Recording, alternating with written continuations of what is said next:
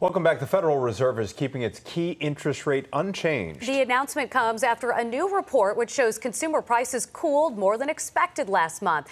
But we're not out of the woods just yet. Officials with the central bank signaled it could raise rates 2 more times this year, beginning as soon as next month. The Fed's benchmark rate is currently sitting at its highest level in 16 years in an effort to curb high inflation. And speaking of the latest inflation report, delivering mixed reviews, while the Consumer Price Index is at the smallest annual increase in over 2 years. Prices remain high, and inflation is outpacing wage growth, leaving many Americans struggling to stay afloat. Market analyst Phil Flynn joins us now to break down the latest report. The Federal Reserve, Phil, has decided to hold interest rate steady for now. So what does this mean for consumers? I mean, could it mean we'll see relief around the corner?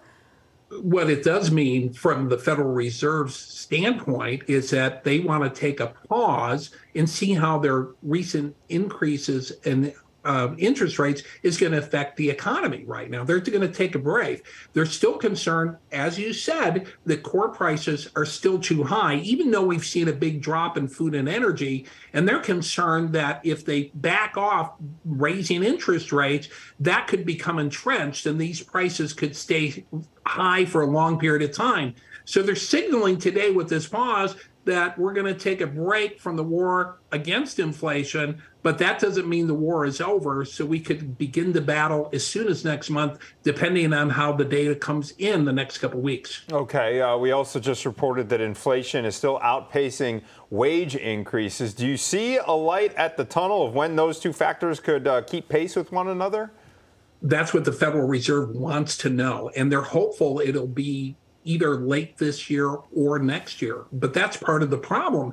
And one of the things that the Federal Reserve has been amazed about is the way that the jobs market has held up so strong. And one of the things driving inflation has been these higher wages that workers are demanding to keep up with higher prices. So it's this vicious circle that's going on. You know, everybody says, hey, the jobs market's tight. We need a raise to pay the rent.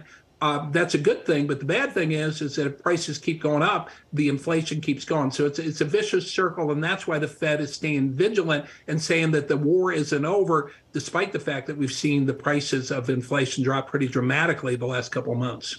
A word that we used to use pretty much daily in the news industry was recession. We're on the verge of a recession, but we really haven't used that much lately. Is that still a threat? It is a threat, but the Federal Reserve today basically came out and said we might be able to avoid a recession. Fed Chairman Jerome Powell was very clear when he said, listen, we're afraid the jobs market is too hot. We would like to see it cool off a little bit. But at the same time, he thought he could engineer what they call a soft landing, where they can slow the economy just enough to cool off inflation, but not sink it. But this is a very delicate situation. To try to slow down the economy without crashing it takes a lot of luck. And so far as the Federal Reserve is concerned, they've been fairly lucky. Let's hope it can keep up into the end of the year. A finesse operation, to be sure. Phil Flynn, thank you for the insight. We appreciate it, sir. Thank you.